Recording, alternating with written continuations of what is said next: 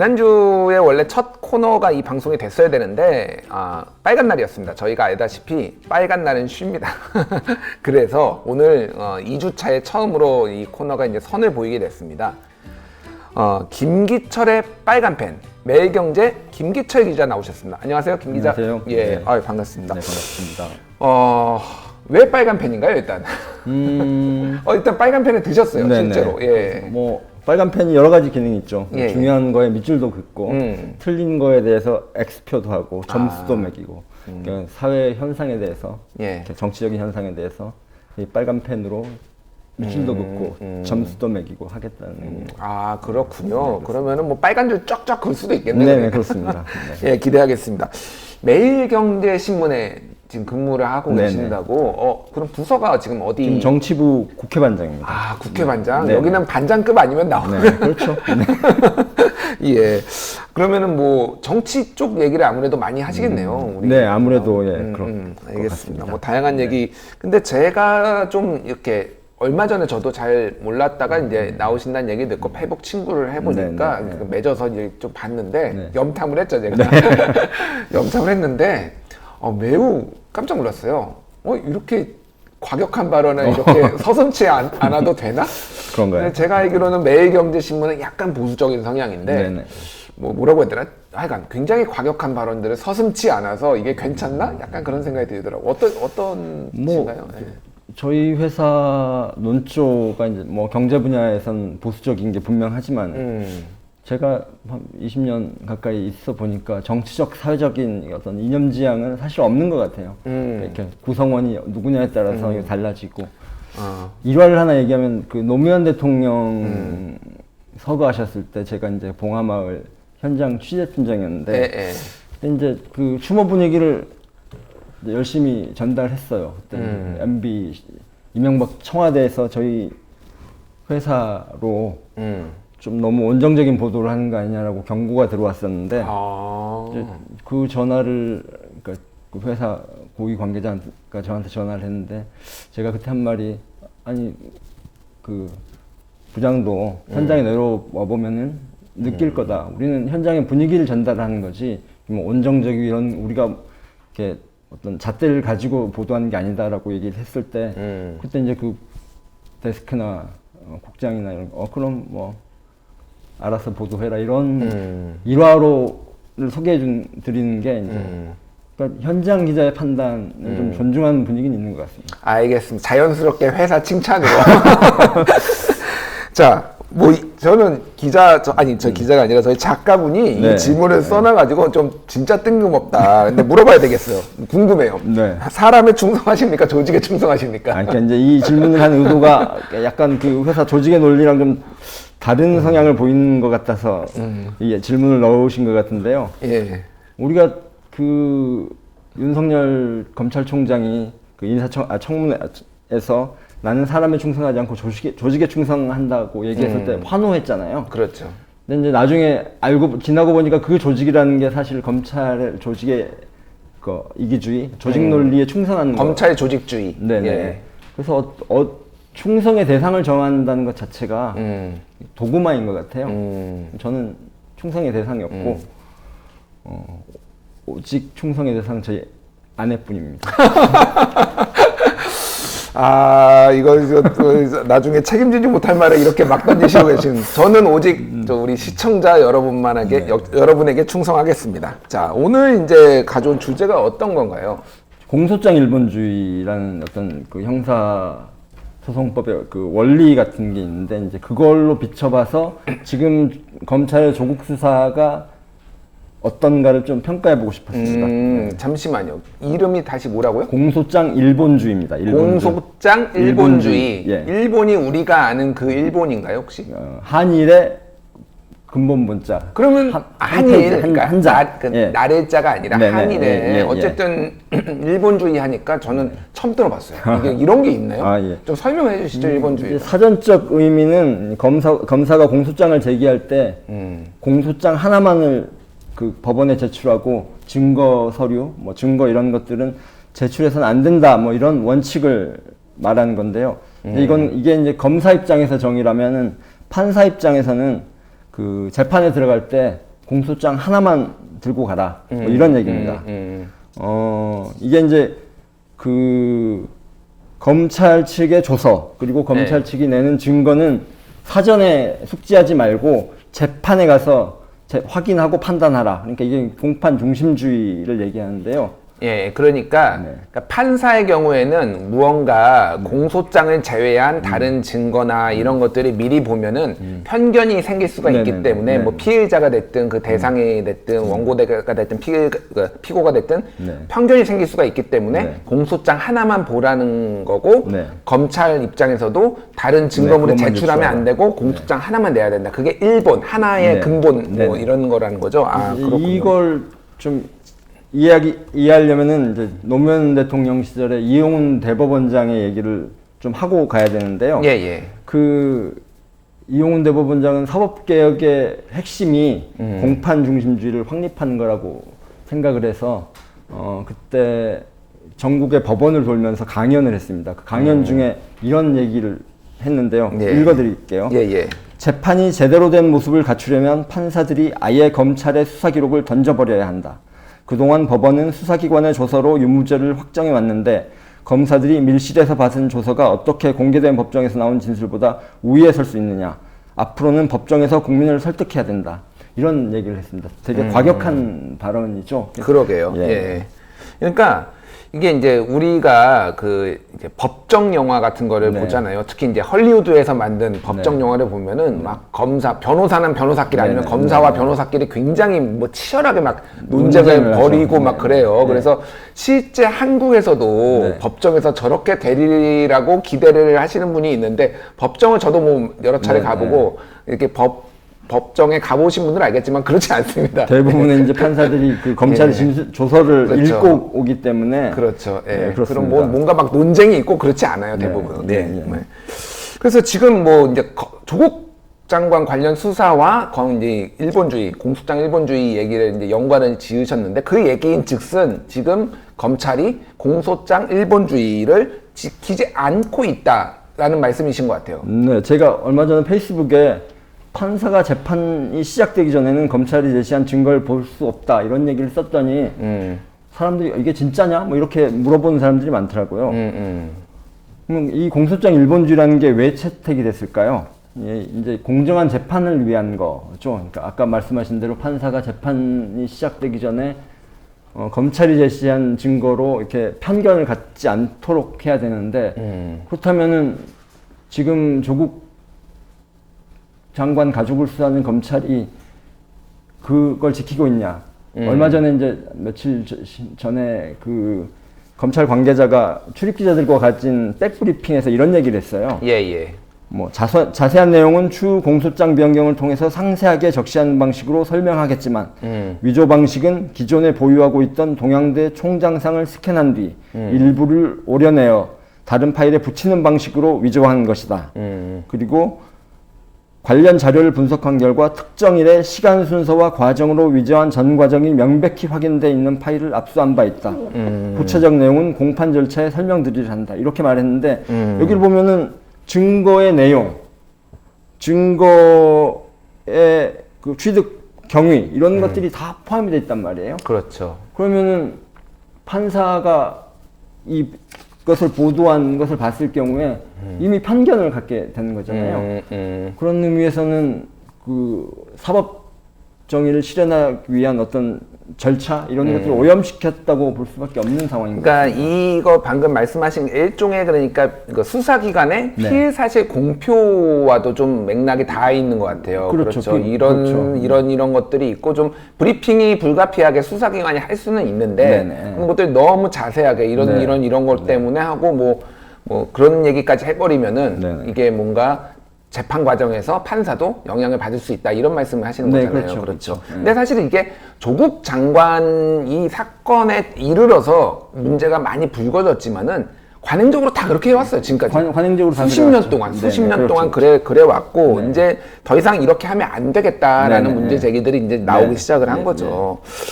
그러면은 지금 공소장 일본주의에 의하면 검찰의 진술 조서까지 의미가 없는 건가요? 어떻게 되나요? 그러면 꼭 그렇지는 않습니다. 예를 들어서 이제 그 얼마 전에 유시민의 알릴레오의 그 봤죠? 그 정경심 교수가 보여줬던 김경록 PB 인터뷰. 김 PB라고 그냥 하시죠. 예. 예, 김 PB 인터뷰 내용보다는 더 충격적인 거는 인터뷰 방송이 6시에 시작됐고 7시에 끝났는데 7시에 검찰이 김 PB를 소환해서 조사했단 말이에요. 난 이걸 보고 야, 검찰이 진짜 무서운 게 없는 조직인 거구나.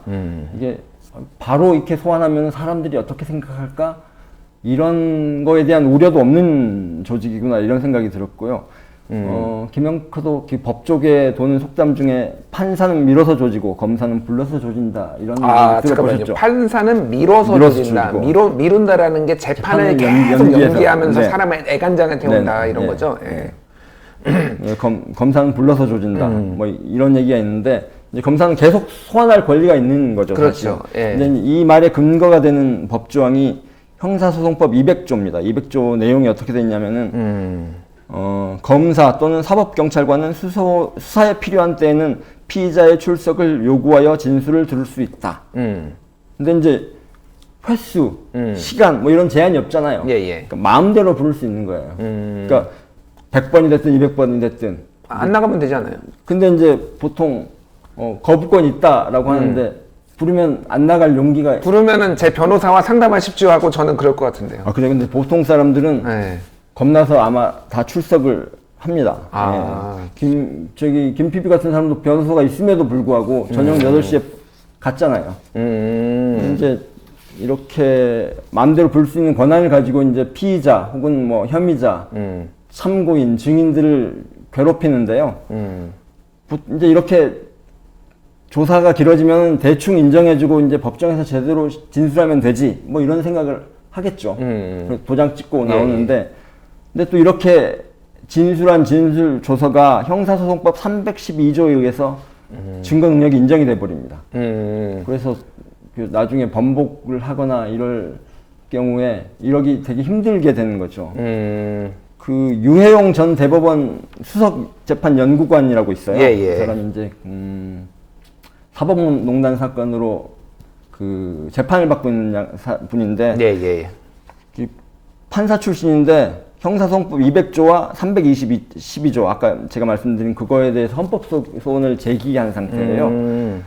이 사람이 25년 이상 재판을 한 사람이죠. 이 양반은 25년 동안 재판하면서 검찰 조서를 바탕으로 재판을 한 분이에요. 뭐 그러겠죠, 당연히. 근데 이제 뒤늦게 피의자가 되고 나니까 내가 당해보니까 와 이게 얼마나 지금 터무니없는 거냐. 이제 그런 부분은 있는 것 같아요. 그러니까 저도 이제 뭐 검찰이나 뭐 이제 법원이나 아는 분들이 있는데 법원 같은 경우에는 너무 재판이 많대요. 진짜로 제 아는 분은 과로로 쓰러져서 막 간질 증상이 판사인데 생길 정도로 너무 과로니까 이거를 우리가 그 영화나 이런 데서 보듯이 양쪽의 얘기를 보고 막 이렇게 비교를 하는 게 오래 고민하고 오는 게 아니라 검찰 조서 중심으로 이렇게 봐도 이거를 다 처리하지 못할 정도로 업무가 많다라는 거예요. 그런 약간 현실적인 문제도 있고 관행적으로 또 검찰과 법원이 매우 가까운 사실은 굉장히 거리가 있어야 되는 하나는 사실은 사법부고 하나는 행정부니까 형사소추기관이고 그래서 다 굉장히 거리가 멀어야 되는데 굉장히 가까워서 사실은 굉장히 좀 뭐라고 해야 되나 거래까지는 아니더라도 서로 이제 좀 편의를 봐주는 이런 관행도 있었고 이용훈 대법원장 전 대법원장이 하신 말 중에 나는 법조 3륜이란 말을 진짜 싫어한다. 그러니까 판사, 검사, 변호사를 법조 3륜이라고 하잖아요. 그렇죠. 마치 공동명체처럼 이렇게 엮는 이 발언이 싫다, 말이 싫다 이런 말씀을 하신 적이 있는데요. 같은 취지의 얘기 같습니다. 그렇죠. 제가 이제 민동기 기자라고 예전에 미디어오늘 편집국장 했고 이제 아는데 그분이 그 얘기를 하더라고요. 자기가 이제 MB 시절에 MBC를 비판을 해서 여러 차례 이제 검찰 조사를 고소 때문에 받으러 갔대요. 근데 이렇게 막 조사를 하고 받아치잖아요. 그리고 여기 이제 도장 찍으라고 하는데 이게 읽어보니까 자기가 하지 않은 말들이 이렇게 중간중간에 막 끼어있더라고요. 그래서 나 이거 못한다. 거부를 하고 근데 굉장히 이제 분량도 많고 그러니까 네. 이거를 꼼꼼히 한 장씩 읽어보지 않으면은 네네. 이제 이거 얼떨결에 하면은 도장 찍는 순간 이거는 내가 말하지 증거 능력이- 않았더라도 네, 증거 증거 능력이 능력이 인정이 돼서 와 이렇게 당하는구나 사람들이. 일단 강압적인 분위기. 저도- 오랫동안 이제 피곤하잖아요 또. 그러면 이제 그냥 아 빨리 하고 갑시다 하고 이렇게 도장 찍는 일이 있다라고. 하더라고요. 저도 저기 명예훼손으로 검찰 조사를 좀 서초동 들락날락 좀 하셨네요. 받아본 적 있는데요. 예. 아니 점심에 설렁탕 시켜주더니 저녁 때까지 질문을 안 하더라고요. 아, 진짜요? 앉아 있으라고. 네. 근데 그때 든 생각이 야, 현직 기자한테도 이렇게 대하는데 일반 힘없는 피의자들한테는 어떻게 대할까 이런 생각이 좀 아 들었어요. 명예훼손 때문에 하신 네네, 건가요? 네. 아 그러면 정치 쪽인가요 그러면? 그 최규선 게이트 예, 최규선. 그때 뭐 지금 국회의원 되신 분이 있는데 그분과 관련된 뭐 실명은 얘기하죠. 저희도 네. 고소고발 싫어합니다. 네, 그때는 경찰이었고 지금 국회의원인 분과 관련된. 알겠습니다. 자 댓글 잠깐만 읽어볼게요. 예. 청소하자님이 일본식 법제도 이건 개판 인권 법률 이렇게 말씀하셨고요. 임나진님이 드라마보다 더 잔인한 검사들 뭐 이렇게 말씀하셨고 난푸른 하늘님이 정치는 실종됐는데 신문 방송은 정치면만 활화산인 듯 이렇게 말씀하셨습니다. 예, 뭐 검찰 개혁 해야죠. 검찰 개혁에 해야죠. 대한 뭐 국민의 열망은 정말 큰 것 같고 네. 아마 이제 좀 따져보면서 정말 네. 어디까지 가능하고 뭐가 문제인지를 네. 이런 코너를 통해서 좀 짚어보고 네. 국민들이 아시면 좋을 것 같아서 이제 준비를 한 겁니다. 네. 지금 뭐 정경심 교수에 대한 공소장 변경 얘기가 나왔어요. 이미 네. 나왔는데 이게 가능한 거예요? 어떻게 봐야 되나요? 법조인이 아니라서 법적으로 가능한지 아닌지는 잘 모르겠습니다. 근데 기사에서는 약간 뭐 네네. 논쟁이 있는 것처럼 네네. 나오더라고요. 이게 뭐 동일주의, 그러니까 동일주의라는 게 이게 공소장에 들어가 있는 사건과 같은 사건이 아니냐 이걸 판단하는 건데 근데 문제는 이 논란이 있는 것 자체, 그러니까 공소장을 변경해야 되는 상황을 만든 것 자체가 검찰이 그때 9월 6일 날 자정께 이게 급하게 기소한 것, 그 행위가 잘못된 걸 인정하는 거라고 저는 생각하거든요. 검찰의 무리한 수사였다. 네, 그 증거가 이제 공소장을 변경할 수밖에 없는 상황에 온 거죠. 그렇지 않으면 기소를 혐의 입증이 어려운 상황이니까. 예.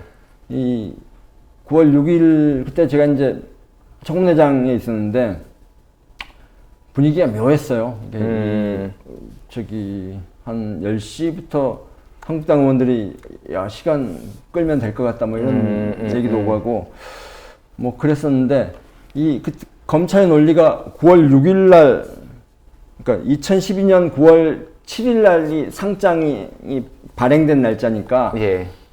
그때가 이제 공소시효 만료다라는 그렇죠. 논리였는데 사실 그 사문서 위조 공소시효보다 훨씬 더 중요한 게 위조 사문서 행사의 공소시효거든요. 행사. 네. 그러니까 문서를 네. 위조한 것도 있지만 네. 그거를 언제 이거를 사용했느냐. 그것도 목적 자체가 행사잖아요. 그렇죠. 위조를 왜 하겠어요? 행사하려고 하는데. 그냥 주머니에 넣어놓으려고 한 건 네, 네, 아니고 네, 이걸 네. 누구한테 보여주거나 이걸로 네, 네, 이득을 네. 취하려고 하는 네, 거겠죠. 네. 예. 그래서 그렇다면은 그 공소시효를 그러니까 행사에 맞춰서 수사하면 돼요. 그래서 그때 기소하면 되는 거거든요. 또 어떤 문제가 있냐면은 그러니까 기소를 하면은 그 이후에 취득한 증거는 증거 능력으로 인정을 못 받아요. 이제 그게 어떤 이유에서 그렇게 제도를 만들었냐면은 수사를 해보고 혐의가 입증되면은 충분히 고민해서 그때 기소해라.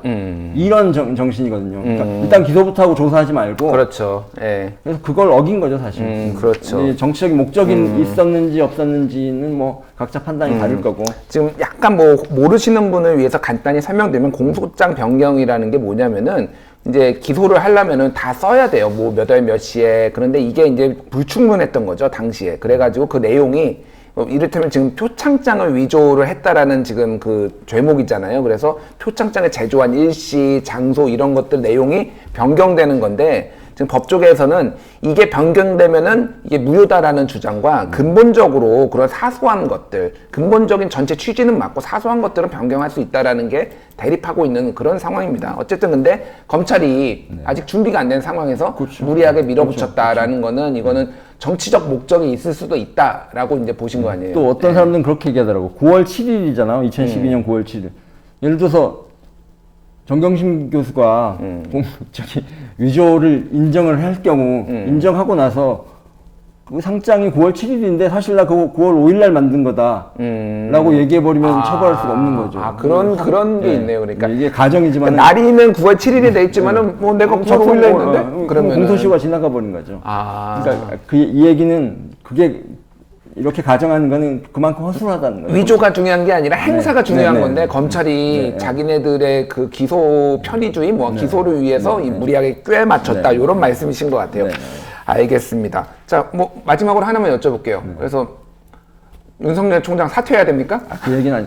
그 리베카 솔릿이라고 이게 작가가 있는데 그 작가 책 중에 제가 빨간 펜으로 밑줄 그은 문장이 있는데 그러니까 그 지도 없이 그러니까 잘못된 지도를 들고 여행하는 여행자 같다 뭐 이런 얘기가 있는데 그 지금 조국 수사가 그런 것 같아요. 그러니까 뭔가 계획을 가지고 지도를 가지고 수사에 들어갔는데 지도가 잘못됐어요. 그럴 때는 잘못된 지도를 버려야죠. 그래서 뭐 지형지물 아니면 북극성 이걸 보고 수사해야 되는 거죠, 사실. 알겠습니다. 예. 오늘 뭐 첫 코너 어떠셨나요? 첫 시간? 버벅거려서 죄송합니다. 내가 봐도 요만큼 살짝 버벅거려서 지금. 뭐 처음엔 다 그렇죠. 모니터링 좀 하시고 다음부터는 좀 더 편안하게 너무 긴장하신 것 같아요. 좀 편안하게 하시면 좋겠고요. 예, 알겠습니다. 오늘 그 김기철의 빨간 펜 처음 나와주셔서 열심히 설명해 주신 우리 매일경제 김기철 기자 수고했습니다. 네, 감사합니다. 예.